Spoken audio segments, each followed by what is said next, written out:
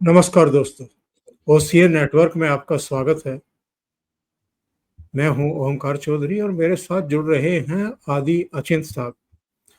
तो सीधे जोड़ करके उन्हीं के साथ चर्चा शुरू करते हैं बिना किसी इंट्रो के, क्योंकि वो ही हमें चीज़ों को समझाएंगे कि इस समय एक्चुअल में चल क्या रहा है और जो कुछ भारत और पाकिस्तान के बीच चल रहा है या भारत और अमेरिका के बीच में चल रहा है, उस पर चर्चा करते हैं। और एस जयशंकर साहब जो जिस तरीके से सक्रिय हुए हैं, इधर मोर्चा संभाला है उन्होंने, थोड़ा उस पर भी चर्चा करेंगे। आदि जी, बहुत स्वागत है आपका। नमस्कार। नमस्कार। आदि जी, इधर मैं देख रहा हूं कि एस जयशंकर साहब सक्रिय हुए हैं।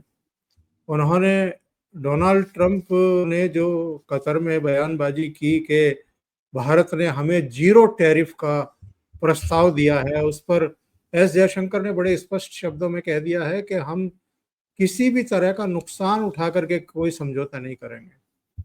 यानी आप जो एक नैरेटिव बनाने की कोशिश कर रहे हैं कि भारत जो है वो हमारे सामने झुक गया है, मतलब हमारी धमकियों के सामने झुक गया है, या हमने जो बड़े टैरिफ लगाए थे उसकी वजह से वो घुटनों पर आ गया है, तो एस जयशंकर ने तो स्पष्ट कर दिया। हालांकि पीयूष गोयल जा रहे हैं अमेरिका, लेकिन ये सब चीजें आखिर हो क्यों रही हैं और ट्रंप के स्तर से लगातार हो रही हैं? पहले जिस तरह से उन्होंने सीज फायर पर पहला ही ट्वीट कर दिया, अपनी तरफ से ही ट्वीट कर दिया, हमारी तरफ से विधिवत घोषणा भी नहीं हुई थी, फिर कह दिया कि मैंने ट्रेड की धमकी दी थी इसलिए भारत भी झुक गया और पाकिस्तान भी झुक गया, फिर मध्यस्थता को लेकर के जो है एक बयान दाग दिया। अब एक बयान आया कि मैंने टिम कुक को कहा है कि वो भारत में यूनिट क्यों लगा रहे हैं या उत्पादन क्यों कर रहे हैं, अमेरिका में ही बढ़ाएं। ये सब है क्या, लोग समझना चाहते हैं। अचानक मोदी को दोस्त दोस्त कहते कहते ये ट्रंप को कोई ऊद छूट रही है क्या?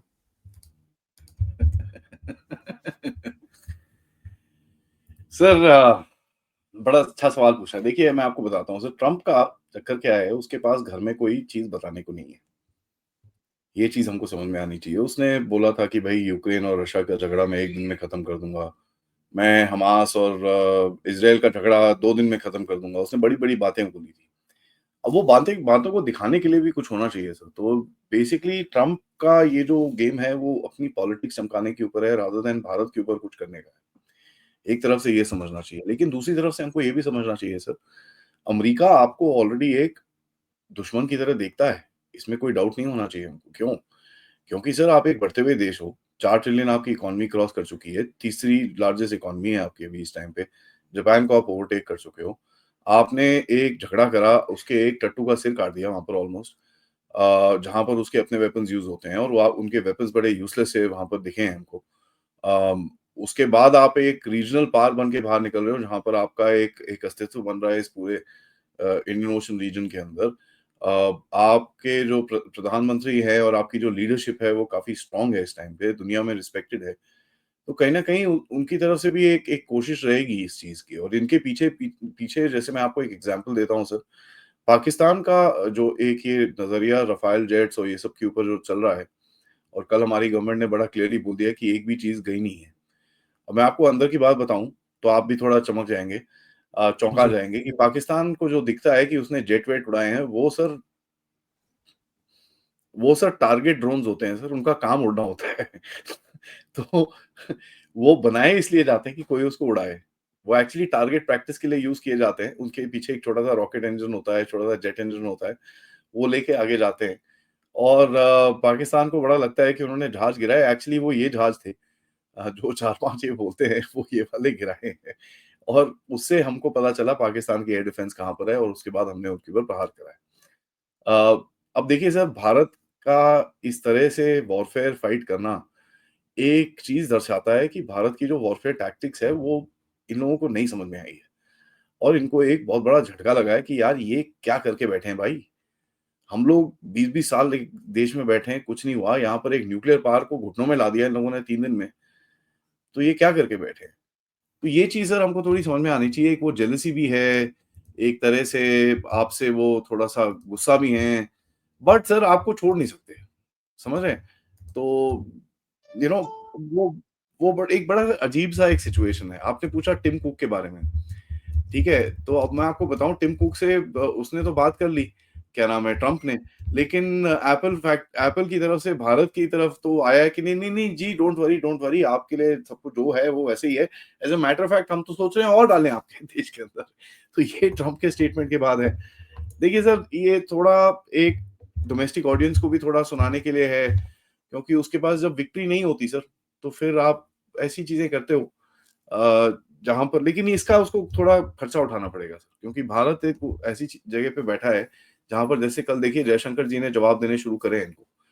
और जयशंकर से पहले आप देखेंगे फॉरेन मिनिस्ट्री से भी जवाब आए, ठीक है? वहाँ पे भी बोला गया कि साहब ये कोई मीडिएशन नहीं है, कोई कुछ नहीं है, हम किसी तीसरे देश को आने नहीं देंगे। ऐसे बड़ी-बड़ी बातें हमने जो करी हैं, उनको कल जयशंकर ने अपनी भाषा में बोला और यही चीज़ अगर आप वो पब्लिक में बोल रहे हैं, तो आप समझ सकते हैं सर मार्को रूबियो और इनके जो फ़ोन आते होंगे वहाँ पर, उनको भी यही बोला जाता होगा यार तुम क्यों बीच में घुस रहे हो? हमारे को कोई लेना-देना नहीं है तुम्हारे से, तुम जो करना है अपने आप करो।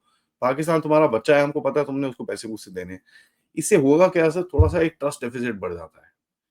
ठीक है? दोनों देशों के बीच में जो एक एक रिलेशनशिप बढ़ाने की कोशिश कर रहे थे, वो उसके उनके बीच में थोड़ा-सा ट्रस्ट फैक्टर पे लात पड़ती है। जो ऑब्वियसली अच्छी बात नहीं है, लेकिन अमेरिकन एस्टेब्लिशमेंट को ये देखना पड़ेगा आगे जाके कि भाई इनको किस तरफ जाना है और क्या उनको वही रिलेशनशिप चाहिए भारत के साथ जो जो बाइडेन का था, जहाँ पर वो फालतू में उल्टागिरी करते थे, लेकिन साथ में काम भी करते थे। क्या फिर एक ऐसा रिलेशनशिप चाहिए जहाँ पर दोनों कंट्रीज़ के बीच में एक ट्रस्ट फैक्टर बने, एक सेटअप बने और उस अच्छे से दोनों का फ़ायदा हो। देखिए सर, ट्रम्प का एक बड़ा ट्रांज़ैक्शनल सा बंदा है वो। वो छोटा वो माइंडसेट ऐसा है कि वो थोड़ा आगे देखता है सर।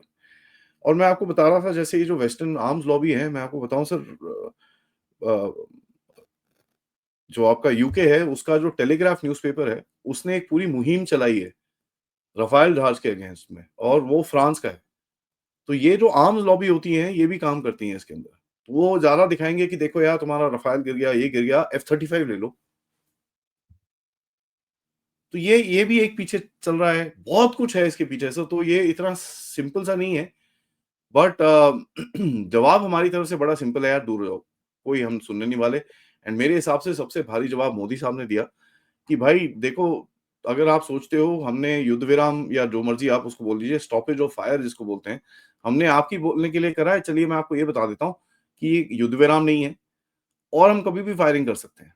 तो मोदी जी ने सबसे पहला जवाब दिया, उसको जयशंकर ने फिर आगे बताया, फॉरेन मिनिस्ट्री ने बताया, बट डोनाल्ड ट्रम्प थोड़ा बड़बोला है सर। अब वो बोलते हैं ना बीमारी होती है कई लोगों को, कुछ नहीं कर सकते उसका। लेकिन इधर ये भी सूचना आ रही है कि एस जयशंकर ने तालिबान सरकार के कार्यकारी विदेश मंत्री से बात की है, उनको शुक्रिया कहा है, क्योंकि तालिबान सरकार ने पहलगाम पर जो अटैक हुआ था, उसकी आलोचना की थी। और इधर पाकिस्तान ने जो प्रोपेगेंडा फैलाने की कोशिश की थी कि सब भारत ने तो अ, अफ़गानिस्तान पर भी मिसाइल से हमला किया है, तो इसका भी खंडन किया था उन्होंने, कि नहीं ऐसा कुछ नहीं हुआ है। तो ये पाकिस्तान अपनी हरकतों से बाज आ नहीं रहा है और तालिबान के साथ भी उनके रिश्ते बहुत खराब दौर से गुजर रहे हैं। इन्होंने जब सोचा था कि हम यहाँ तख्ता पलट करके तालिबान की सरकार ले आएँगे तो पता नहीं अपना कितना उल्लू साधेंगे, पर वो उल्टा पड़ रहा है। तो एस जयशंकर का तालिबान सरकार से बात करना कितना इम्पोर्टेंट है इस मौके पर? देखिए सर, आपके कॉन्टैक्ट्स तालिबान के साथ तो हैं, उसमें कोई डाउट नहीं है। एस जयशंकर का इस टाइम पे बात करना एक ये चीज़ दर्शाता है कि आपने तालिबान को की जो रिलेशनशिप है उसको अपग्रेड किया है। आपने ये बोला है कि साहब अभी हम ऑफ़िशियली आपके साथ दुनिया को दिखा के बात करेंगे। अगर आपको याद होगा ये लड़ाई शुरू होने से पहले 2 दिन पहले हमारे फ़ॉरेन सेक्रेटरी भी वहाँ पर जाके मिले और एक स्टेटमेंट आई कि भई हम मिले हैं, हमने पूरा बात-वात करी है और फ़ोटो-वोटो भी आई, सब कुछ आई। तो जो आप पहले कोवर्टली करते थे, अब आप वो खुले में कर रहे हैं। क्योंकि पाकिस्तान को देखिए सर ऐसा है, पाकिस्तान बड़ा नर्वस होता है हमारी रिलेशनशिप अफ़गानिस्तान के साथ।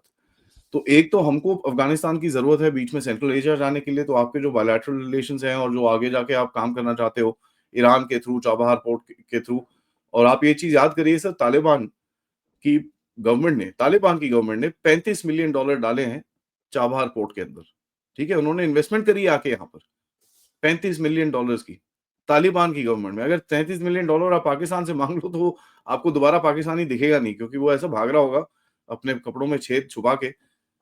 बट ये तालिबान है सर, वो प्रैक्टिकल लोग हैं। अ, उनको सर सर्वाइव करना है, ठीक है? उनको अपना काम करना है, उनको अपने देश को जो भी है, आप उनके सिस्टम को पसंद करें ना करें, उसमें कोई फ़र्क नहीं पड़ता। आपको जो चीज़ चाहिए वो उनसे लेना है और उनको जो चीज़ चाहिए वो आपसे लेना है। जब मैं आपको एक चीज़ बताता हूँ सर, जैसे अमेरिका है, अमेरिका हमको बोलता है, "ओह! आपके अंदर ना कास्ट सिस्टम है, आपके अंदर ये सिस्टम है, वो सिस्टम है।" हम बोलते हैं, "भाग जा यहाँ से, तेरे को क्या फ़र्क पड़ता है?" राइट? अच्छा हो, बुरा हो, हमारा है, हम जैसे भी हैं, हम हैं, हम अपने आप को देख लेंगे, तुम लोग जाओ यहाँ से। यही चीज़ हमको समझ में आनी चाहिए तालिबान के बारे में भी। सर, वो अपना देश है उनका। अगर उनको चाहिए जिस तरह से वो रहते हैं, रहने दीजिए उनको, क्यों प्रॉब्लम है हमारे को उससे? तो एक जो ये मोरालिटी का लेक्चर काफ़ी लोग देते हैं कि जी, ओहो! जयशंकर जी मिलके आ गए जी, वहाँ पर तो लेडीज़ के साथ ये होता है जी, वो होता है। हाँ जी, बुरा होता है, मैं मानता हूँ, बिल्कुल बहुत बुरा होता है। लेकिन हमने उनकी लेडीज़ का ठेका नहीं ले रखा सर। मैं दुनिया का बिल्कुल, पुलिस नहीं बैठा यहाँ पर। मेरे को जो काम करना है पाकिस्तान के अगेंस्ट में, मैं वो करूँगा, ठीक है? और तीसरा चीज़ मोस्ट इम्पोर्टेंटली, पाकिस्तान के अंदर जो ग्रुप्स हैं सर, उसके बारे में इन्फॉर्मेशन और इंटेलिजेंस अगर आपको चाहिए, वो अफ़गानिस्तान से बड़े आराम से मिलती है। Let's not doubt about it, क्योंकि ये जब भागते हैं इधर-उधर, ये अफ़गानिस्तान, पाकिस्तान के बॉर्डर रीजन्स के अंदर जाते हैं, जहाँ पर तालिबान का बड़ा ज़बरदस्त होल्ड है। तो ठीक है, अगर आपको वो चीज़ें यूज़ करनी है, थोड़े पैसे-पूसे इधर-उधर डाल के आपको अपना फ़ायदा निकालना है, उसमें बुराई क्या है सर? और अफ़गानिस्तान के साथ वैसे भी हम खाना तो बेचते ही हैं, दवाइयाँ बेचते हैं उनको, खाना बेचते हैं, किताबें बेचते हैं, कपड़े बेचते हैं, ये चीज़ें तो हम करते ही हैं। एंड देखिए सर, तालिबान तो आज का एक वो है, आपके सिविलाइज़ेशनल रिलेशंस हैं। जो पश्तून सही। वहाँ का है, वो सिंध दरिया पे खड़े होके बोलता है, ये रहा अफ़गानिस्तान, ये रहा हिंदुस्तान, ये कहाँ से आया पाकिस्तान? तो उनके हिसाब से जो सिंध नदी है, सिंध दरिया है, वो अफ़गानिस्तान और भारत का बॉर्डर है। वो तो मानते ही नहीं पाकिस्तान है, और ये चीज़ आपके भी फिट बैठती है। तो ठीक है सर, जहाँ पर नेशनल इंटरेस्ट साथ में आता है, मैं तो बोलता हूँ यार, तालिबान तो बड़े अच्छे लोग हैं। आपको उठा के अगर किसी से भी हाथ मिलाना पड़े, मिलाइए, ज़रूर करिए, जो करना है करिए। आपका नेशनल इंटरेस्ट सर्वोपरि होता है। तो ये जो मैंने सुबह से देख रहा हूँ, काफ़ी कमेंट्री आ रही है, ओहो! अब भारत तालिबान को यूज़ करेगा। जिसको मर्ज़ी यूज़ करे सर। हमारे देश के बिल्कुल। लिए, हमारी सिक्योरिटी के लिए अगर हमको यमराज से हाथ ना मिलाना पड़े, करिए। 3 बातें सामने आ रही हैं जो वहाँ के विदेश मंत्री से बात हुई है। उन्होंने कहा है कि साहब, अफ़गान व्यापारियों और मरीजों के लिए भारत वीज़ा की सुविधा बहाल कर दे, क्योंकि 25 अगस्त 2021 को ये वीज़ा हमने बंद कर दिया था, जब ये परिवर्तन हुआ था वहाँ पर। दूसरे, उन्होंने कहा है कि जो अफ़गान कैदी हैं, उनकी रिहाई कर दी जाए और स्वदेश वापसी उनकी करा दी जाए। दोनों ही मुद्दों पर सुनते हैं कि एस जयशंकर ने कहा है कि हम इस पर तत्काल विचार करेंगे, कहीं कोई दिक्कत नहीं है। तीसरा, उन्होंने ये भी कहा है कि साहब, जो वीज़ा हमारे बंद किए गए थे, वो वीज़ा खोल दिए जाएँ। तो ये एक तरीके से दरवाजे खोल रहा है भारत अफ़गानिस्तान के लिए। सर, दरवाज़े की बात नहीं है, देखिए आप इसको कंपेयर करिए पाकिस्तान से। पाकिस्तानी लोगों को तो वीज़ा नहीं मिल रहा आपसे। तो आप लोगों को भी एक मैसेज भेज रहे हो कि साहब, हम इनके साथ काम करने को तैयार हैं, हमको कोई फ़र्क नहीं पड़ता। अफ़गान लोग आओ इधर पे, और वैसे भी आ रहे हैं सर, ये मैं आपको बताऊँ। जितने अफ़गान लोगों को वीज़ा अभी भी मिल रहा है, पाकिस्तान कभी सोच नहीं सकता। हम सपोर्ट करेंगे उस देश को, उसके अंदर कोई डाउट नहीं होना चाहिए। उनकी क्रिकेट टीम हमारे पास ट्रेन होती है। तो जयशंकर जी जो बोल रहे हैं कि साहब, हमको इस रिलेशनशिप को आगे लेके जाना है, इन पॉइंट सिंपल क्लेम वो बोल रहे हैं। और शेयर फैक्टर कि आपने इसको फॉर्मलाइज़ करा है, आप एक मिनिस्टर लेवल उनके साथ मिले हैं, ये एक बहुत बड़ा स्टेप है सर। आपने बेसिकली de facto उसको रिकॉग्नाइज़ कर लिया कि भाई साहब, ठीक है। और ये लड़ाई के दौरान अफ़गानिस्तान के भी एक मिनिस्टर यहाँ पर, जो उनके डिफेंस मिनिस्टर हैं, वो आए हुए थे यहाँ पर। तो आप रिलेशनशिप और ये बढ़ा रहे हो, अपनी अच्छी कर रहे हो और आपको उससे फ़ायदा है। अब देखिए सर, ऑनलाइन ये मैं मेंशन नहीं करना चाहूँगा कि हमारी कोवर्ट ऑपरेशंस भी चलते हैं। उसमें कोई डाउट हमको होना नहीं चाहिए। जो ये पाकिस्तानी इतना रोते हैं और जी देखो वहाँ से आग मार रहे हैं, क्यों ना मारे भाई? आपको और ये चाहिए जो पंजाब में आग लगानी है, आपको चाहिए जम्मू कश्मीर में आग लगानी है, आपको चाहिए यहाँ आग लगानी है, वहाँ अगर हम लगाएँ, आप करो तो चमत्कार, हम करें तो ऐसा नहीं होगा सर। और ये आपको पता ही है हमारी पॉलिसी रही है और ये मोदी साहब ने भी बोला है अपने लेक्चर में, अगर आपको याद होगा, उन्होंने सबसे दूसरे नंबर पे चीज़ों को थैंक किया था, वो था खुफिया एजेंसियों को। बड़ा क्लियरली बोला।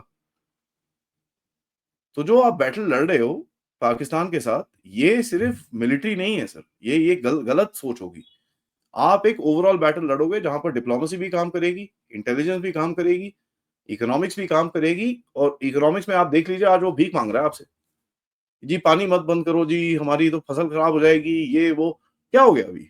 आप तो बड़े हिड़कियाँ मार रहे थे, हम सारे बॉम्ब डैम तोड़ देंगे, मारो, तोड़ो डैम, देखते हैं क्या होता है। सही है।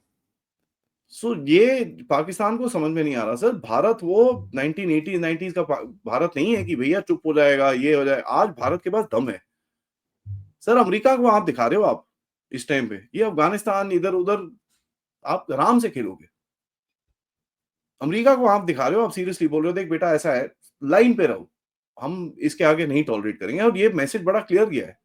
तो वो पॉइंट हमारी मीडिया में बड़े इतने रिएक्शंस हैं और अमेरिका के डिप्लोमैट्स उन्होंने देखा होगा यार ये गड़बड़ हो गई।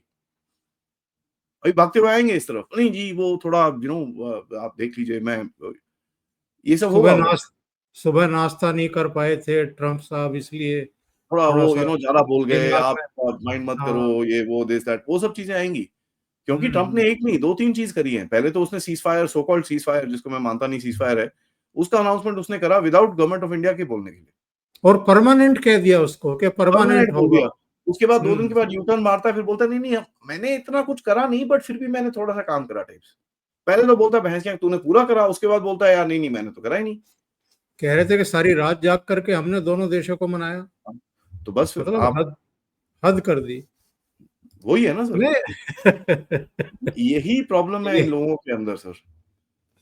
यही प्रॉब्लम है इन लोगों के अंदर, ये बहुत ज़्यादा बड़बोले हैं, जैसे मैंने आपके शो में शुरू शुरू में ही बोला था। और उसके बाद ये अपनी डोमेस्टिक ऑडियंस को जो अपना इनका एक ऑडियंस है, उनको थोड़ा-सा यू नो थोड़ा-सा बताने के लिए कि देखो यार मैं बड़ा चैंपियन आदमी हूँ।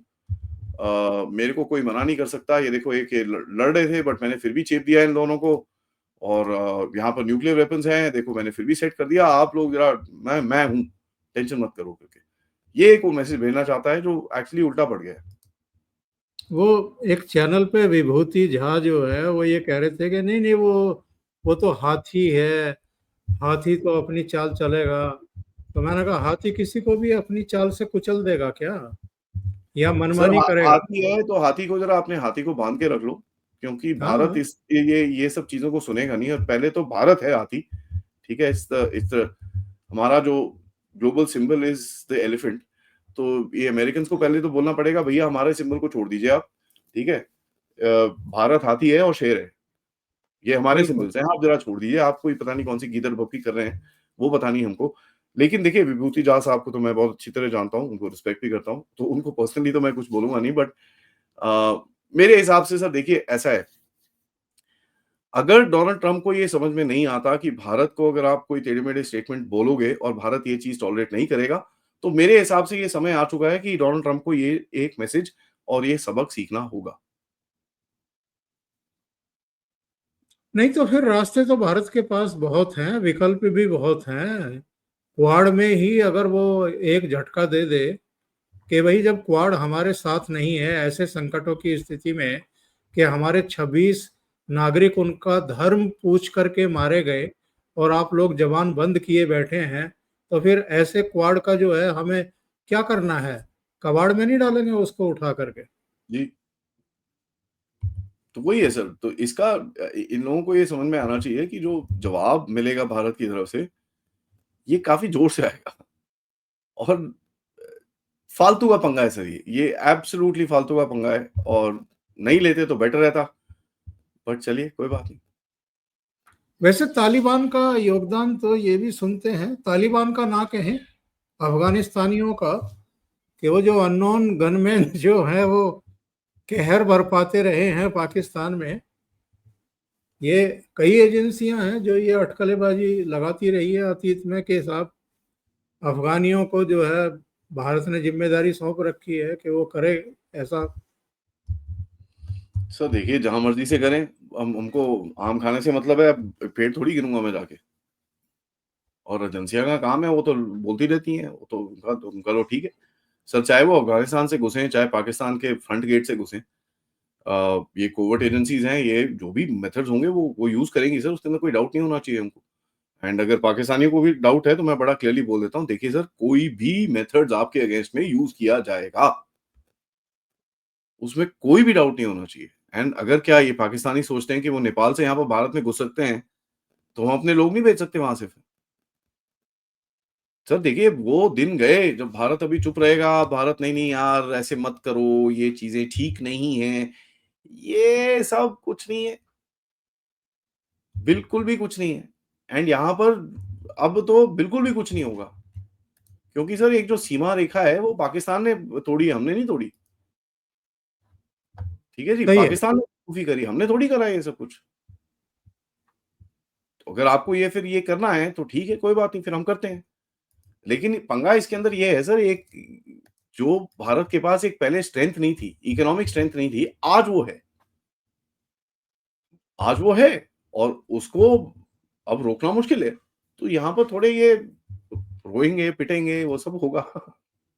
यू नो वो सब कुछ होगा और आप देखेंगे अभी अमेरिका से भी एक आधा स्टेटमेंट आएगा। लेकिन ये स्टेटमेंट जब तक आएगा, जब तक अभी नेक्स्ट मीटिंग होगी। पीयूष गोयल जैसे आपने बोला वहाँ पर गए हैं। सर पीयूष गोयल गए हैं तो आपको पता ही है फिर पीयूष गोयल कौन से कम हैं। और जो जयशंकर जी ने एंड में कल बोला कि देखिए अगर इनको लगता है कि कोई ट्रेड वेड के साथ लेवरेज करेंगे, ऐसा कुछ नहीं होगा। जब तक दोनों दोनों पक्षों का जो मत है वो रखा नहीं जाएगा, हमको कोई फ़र्क नहीं पड़ता। बिल्कुल सही। और ये जो टैंक पे चढ़ कर के पाकिस्तान के प्रधानमंत्री कह रहे थे कि हमने भारत का घमंड चूर कर दिया, अरे कौन सर! सी कौन सा नशा करते हैं ये? वो इमरान खान का सस्ता नशा आजकल सर पाकिस्तान में ना राशन में मिलता है सबको। ये चीज़ सर देखिए, बोलते हैं ना हर सुपर पावर का एक एक फोटोकॉपी होता है, तो पाकिस्तान मोदी साहब का फोटोकॉपी करने की कोशिश कर रहा था। अ, मोदी साहब ने जो मैसेजिंग करी है सर, वो बड़ी डीप मैसेजिंग है, वो दुनिया में गई है, ठीक है? उनको बोला भैया जी हमने आदमपुर का एयरपोर्ट उतार लिया, मोदी जी ने बोला अच्छा, मैं बड़े बड़े जहाज से उतरता हूँ आदमपुर में। मोदी जी आ सकते थे आराम से हेलीकॉप्टर के अंदर, कहते ना मैं बड़े जहाज में उतरूँगा आदमपुर में, तो वो उतरे बड़े जहाज में। अब बड़ा जहाज उतर ही नहीं सकता अगर वहाँ पर रनवे डैमेज्ड हो, तो वो एक हाँ, मैसेज कुछ दिया भी उन्होंने। अगर डैमेज हुआ है तो नहीं उतर पाएगा। और शहबाज शरीफ तो खुली जीप के अंदर, बाय द वे जो खुली जीप वो यूज़ कर रहा है, आज वो कंपनी टाटा ओन करती है। पाकिस्तानी आर्मी की कंपनी है सर वो आज वो कंपनी को टाटा ने खरीदा हुआ है, ठीक है? तो उनको समझ में आना चाहिए, अबे बेवकूफों, जिस टायर पे तुम घूम रहे हो ना, वो भी भारत का है, साला उसका अगर हमने टाटा को बोला भैया इनका ज़रा बंद करो, अब जो पुराने कॉन्ट्रैक्ट्स हैं, वो जब तक टर्मिनेट होंगे थोड़ा टाइम लगता है उसके अंदर, बट वो कंपनी भारत की है। ये खुली जीप में बैठ के वहाँ पर जा रहे हैं, ओह जी हमने 1971 का मज़ाक चखा दिया, अच्छा जी 71 का मज़ाक चखा दिया, चलो जी, हमको तो आया नहीं अभी तक मज़ा। तो एक बारी और ट्राई करें ज़रा। भारत को तो यही बोलना चाहिए सर, एक बारी और ट्राई कर लेते हैं। बिकॉज़ हमको आया नहीं अभी आपके अचार का जो मज़ा है, वो अभी तक आया नहीं है, क्योंकि आपका अचार बड़ा रूखा-सूखा सा, पानी नहीं है आपके पास ना, तो अचार बड़ी खराब है। तो एक बारी और ट्राई कर लेते हैं, देखते हैं फिर कौन जीतता है, कौन ये होता है। देखिए सर, सबसे पहली चीज़ हमको इस पूरे बैटल के अंदर समझ में आनी चाहिए कि ये जो पूरा एक गेम है, इसके अंदर पाकिस्तान झुका है। पाकिस्तान ने हाथ खड़े करे हैं और बोला है कि साहब मेरे को नहीं लड़ना। और ये चीज़ दुनिया के सामने है। तुम जितना मर्ज़ी वो सब कर लो, भारत ने पूरा पूरा एक हमने वो दिया है, प्रूफ दिए हैं कि साहब यहाँ देखिए ये जगह पे हमने मारा है। इन चीज़ों में हमने करा है। हमने ये करा, हमने वो करा। और हमने प्रूफ दिया है। पाकिस्तान की प्रूफ कहाँ है सर? एक भी प्रूफ नहीं है उनके पास, कुछ नहीं है। प्रूफ तो छोड़ दीजिए सर, उनके पास मतलब एक, अब वो डाल रहे हैं, वो फोटो वोटो डाल रहे थे सर, फेक फोटोएं डाल रहे हैं। आज इनका जो फॉरेन मिनिस्टर है सर, आपको ये विश्वास नहीं होगा कि आज उसने पार्लियामेंट में जाके बोल दिया कि भाई पाकिस्तान की एयरफोर्स एकदम दुनिया में सबसे चमत्कार एयरफोर्स है। सर वो टेलीग्राफ का एक एआई जनरेटेड न्यूज़पेपर को उठा के उसने वहां पर दिखा दिया, जिसमें पाकिस्तान की स्पेलिंग गलत लिखी हुई है बाय द वे। तो ये तो इनकी आदत है sir. There are non serious country sir, ये सिर्फ प्रोपेगेंडा करने के लिए है। ये बेवकूफ है। यहां पर आप देखिए टेलीग्राफ डॉट सी यू के है, ये क्या होता है? और नीचे देखिए सर तीसरी लाइन पे जहां पर वो एक्सप्लेनेशन है, in recent feature highlighted global aerial defence capabilities the Telegraph, पहले तो टेलीग्राफ की स्पेलिंग गलत है, प्रेज पाकिस्तान। तो ये बहुत ही तो मूर्ख मूर्ख किस्म के लोग हैं। और ये क्या बोले सर इन इन लोगों को। अभी देखिए भारत में जो ऑपोजिशन, अरे ओ मोदी जी को इसका जवाब देना हो, यार क्या जवाब दोगे आप इसका? वो ये तो ऐसी नहीं। जवाब दे चुके भाई, वो तो चुग नहीं पा रहे अपने सारे हिसाब किताब जो बिखरे पड़े हैं। सर मैं तो ये बोलूंगा अगर मोदी जी ने एक बार ये और जवाब दे दिया ना तो बस बचेगा नहीं वहां पर अभी। नहीं, जिस तरह के आसार दिखाई दे रहे, ये इशाक डार और ख्वाजा आसिफ दोनों जिस तरह के बयान दे रहे हैं। इशाक डार ने कहा कि ये तो 18 मई तक के लिए है, जो सो कॉल्ड सीज फायर है, तो 18 मई के बाद आसमान खोल देते हैं इनका। हाँ, ये गधे है ना सर, इनको अकल नहीं है, ये क्या बोल रहे हैं। देखिए 18 मई तक क्या है मैं बताता हूँ आपको। एक जो फॉरवर्ड पोजीशन होती है आर्मीज के अंदर, जब दो आर्मीज हैं वो एक फॉरवर्ड पोजीशन में आ जाते हैं, या जब टेंशन होते हैं ना सर दो दो देशों के बीच में, तो दो देशों के बीच में एक पोजीशनिंग होती है जो एक दूसरे की आर्मी करती है एक दूसरे को बताने के लिए कि भाई साहब मैं तेरे सिर पे खड़ा हूं आके। ठीक है जी, उसको फॉरवर्ड पोजीशनिंग बोलते हैं। नाउ जब हमारा हमला हुआ पाकिस्तान पे पहला, उस टाइम पे इतनी फॉरवर्ड पोजीशनिंग नहीं हुई। 7 तारीख, 8 तारीख को जब पाकिस्तान ने हम पे हमला करने की कोशिश करी, ठीक है, जो नाकाम हुआ, उस टाइम में थोड़ी आगे हुई होगी। फिर जब हमने इनको ठोका है और हमने दोबारा ठोका है, उस टाइम पे तो आर्मी ने खुद ने बोला है कि हमने कुछ मनूवरिंग करी है। मनूवरिंग से का क्या मतलब है सर? पाकिस्तान की फौज यहां खड़ी है, आपने 1 लाख बंदे यहां खड़े हैं, आपने 1 लाख बंदे उसके सामने लाके खड़ा कर दिया। देखिए सर जब कोई हमला करता है ना, अगर आप अकेले हो और वो अकेला है, आप हमला करने जा रहे हो, नहीं बैठता वो, यू नो, नहीं बैठता वो। तो उसने वो देखा होगा तभी, नहीं नहीं नहीं यार यहाँ नहीं घुसता हमको, यहाँ पर वो उतने ही बैठे हैं। तो आपने दिखाया अपने आप को कि देखो भाई अगर आप सोचते हो आप इतने हो, हम भी उतने बैठे हैं वहां पर। ये प्रेशर मेकिंग टैक्टिक्स होती है। तो उनका एक जो प्लान था कि हम इस जगह में घुसेंगे इतनी फौज लेके, वो पूरा विफल कर दिया आपने। फिर आपने दूसरी जगह पे थोड़ी मनूवरिंग करी, तुमको प्रेशर डाला वहां पर। तो ये ग्राउंड मनूवरिंग होती है। इनको ये सब कॉन्सेप्ट, ये सब चीजें कौन समझाएगा? से इनके एयर एयर चीफ को देखिए, वो उसको किसी जर्नलिस्ट ने पूछ लिया कि भाई एयर टू ग्राउंड मिसाइल क्या होती है? तो भाई एयर टू ग्राउंड मतलब हवा से चली जमीन पे गिरी। कहता बड़ा टेक्निकल सब्जेक्ट है। अब पता नहीं सर ये क्या बोलूं कहाँ सर से मैं, कहाँ से कहाँ फंस पकड़ गए के हैं। लाके वहां बैठा दिया। सर मैं रिक्वेस्ट करूंगा दुनिया से, यार ठीक है आपको हमसे किसी से लड़वाना है, कोई दुश्मनी करवानी है, करा लो यार, लेकिन थोड़ा दिमाग दे दो इन लोगों को कम से कम। एक झल्ले बेवकूफ दुश्मन से कोई कैसे लड़ सकता है सर? जिसको यही नहीं पता कि उसकी टांगे टूट चुकी हैं, उसकी हालत खराब हो चुकी है। आर्मी चीफ की आप शक्ल देख लीजिए सर। और यहां पर मैं आपको अंदर की बात बताऊं, जभी भी किसी का भारत के साथ झगड़ा होता है सर और वो आर्मी चीफ हारता है, उसका ना टाइमर शुरू हो जाता है उसके बाद। तो बाकी तो सब तो ठीक है सर, मेरे को अभी आसिम मुनीर का टाइमर शुरू हो गया है। ये चीज़ इनको समझ में नहीं आई है अभी तक कि आसिम मुनीर का भैया टाइमर शुरू हो चुका है। वो अब एक बारी युद्ध हारने के बाद पाकिस्तान का जो अपना डीप स्टेट है वो ही उड़ा देगा उसको। तो ये बड़ा बेवकूफ लोग हैं, इन्होंने कभी भी सोचा नहीं है ये क्या बोल रहे हैं। पहले तो पानी बंद करो, हम डैम तोड़ देंगे। अब ठीक है जी, बंद कर दिया। बट नहीं, अब तो नहीं, नहीं जी पानी खोल दो जी, हम मर जाएँगे, हम ये हो जाएगा, हमें वो हो जाएगा, दुनिया को लेके आएँगे, हम जंग करेंगे, हम ये करें। चिट्ठी तो लिख ये रहे तो हैं हमारे जल मंत्रालय को कि जी हाँ, पानी तो खोल दो कम से कम, हम तो जी, धो भी नहीं पा रहे हैं ठीक से।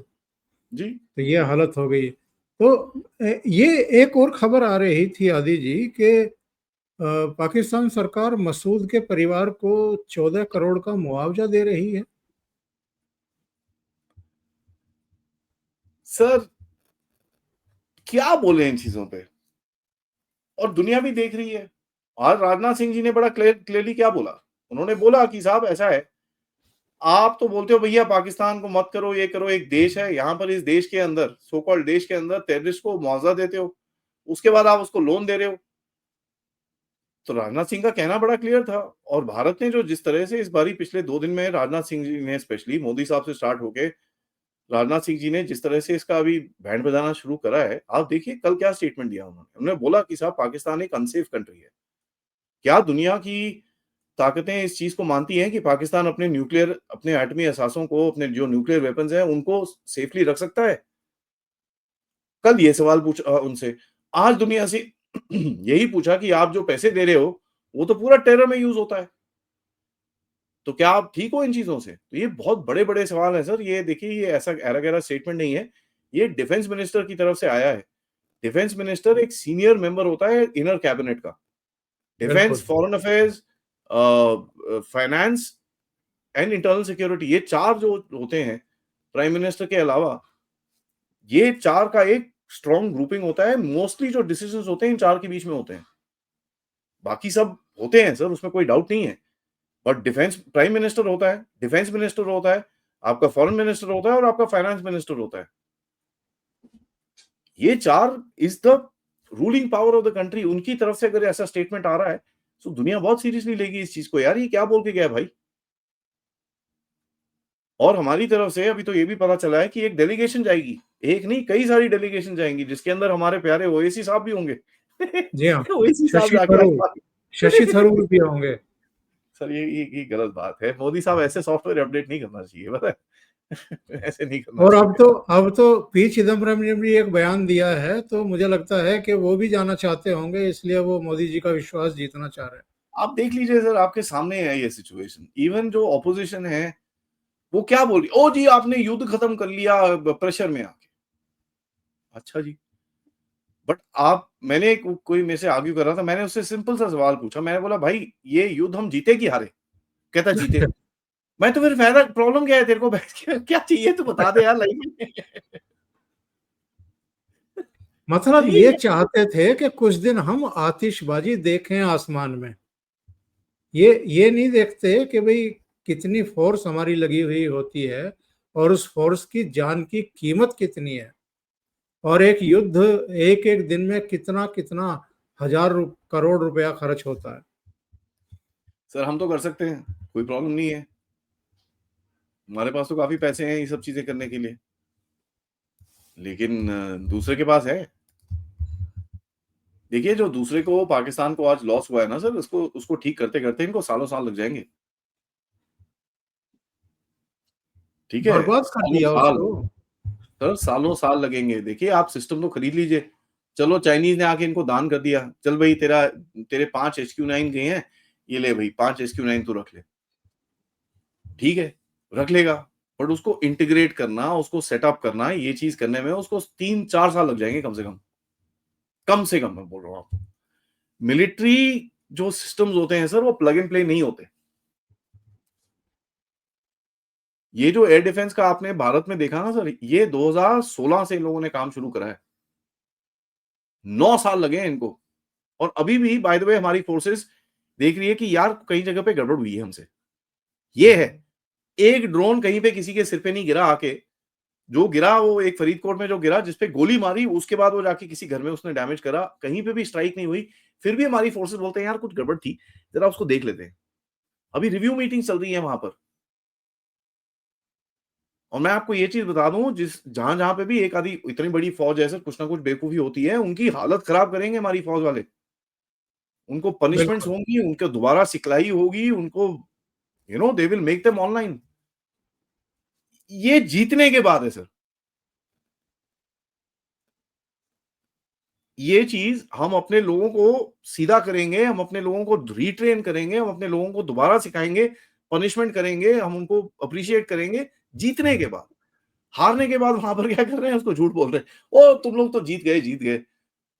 सर वो फौजी भी देखता होगा यार, ये कहां से इन बंदरों को पकड़ के हम लोग कहां काम कर रहे हैं। सही। मेरे को एक ही चीज का सवाल का जवाब चाहिए पाकिस्तानियों से। क्या आप मुझे बता सकते हैं कि जब रावलपिंडी में 4 नूर खान पे बैलिस्टिक मिसाइल्स आके गिरी थी, सॉरी आपकी क्रूज मिसाइल्स आके गिरी थी, आपको उस टाइम पे नींद बड़े प्यार से आई थी? बोलारी एयरफील्ड के अंदर 4 बैक टू बैक ब्रह्मोस आके गिरी थी, जब उनके पायलट भाग भाग के अपने जहाज ठीक करने की कोशिश कर रहे थे और हैंगर के अंदर जाके गिरी, जहां पर 50 से ज्यादा लोग मारे गए। क्या उनकी फैमिलीज को पता नहीं है असलियत क्या है? और ये नूर खान बेस वही था जहां एस जयशंकर साहब ने लैंड करने के बाद अपना चश्मा चेंज किया था, वही काला था सर, चश्मा लगाया था। वही था। अगली बार नहीं बुलाएंगे जयशंकर को। वो नहीं यार, ये मत आया तो साले, जहां पर आया वहीं पे बॉम्ब फेंक दिया बेवकूफ। ये तो, और काला चश्मा लगा करके जिस अंदाज में वो चले थे, सर बहुत लाजवाब जेस्चर ये था। तो समझ में आना चाहिए सर, ये भारत बड़ी जबरदस्त पार है, इट्स नॉट अ स्मॉल पार। ये फालतू में पंगे लेते हैं, दे डोंट नो। एंड एक चीज बड़ी क्लियर है सर कि भारत इस टाइम पे किसी की बात सुनेगा नहीं, क्योंकि हम बड़ा क्लियरली बोलेंगे कि साहब ऐसा है, हमको जो करना है हम अपने आप करेंगे, बाकी नहीं आप नहीं, ये डोनाल्ड ट्रंप तो बहुत बड़ी बेवकूफी कर रहा है भाई। भाई तुमने क्या किया था, ओसामा बिन लादेन को एबटाबाद में घुस करके मारा था ना। बस ठीक है, तो हम नहीं मारेंगे? हम भी मारेंगे सर, हम तो खाल उधेड़ देंगे। करेंगे। और ये चीज तो आपने डॉक्ट्रिन में सेट कर ली कि भैया अब हमको वेट नहीं करना पड़ेगा ना, हमको अभी वो जी हम सोचेंगे कहाँ मारेंगे, कैसे मारेंगे, किस जगह, कौन सी। अब नहीं होगा, अब नहीं होगा वो सब। अब बड़ा एक क्लियर सिंपल, अच्छा इन्होंने ये करा है, चलो भाई, और जो जाके टक सिर पे मारा जाएगा उसके। तो बिल्कुल। इस बारी जो जो जो एक एक चीज सेट करी है, वो ही आगे जाएगी सर। आदि जी, बहुत बहुत धन्यवाद इतना समय निकालने के लिए और महत्वपूर्ण मुद्दों पर चर्चा करने के लिए। Thank you so much. नमस्कार। नमस्कार।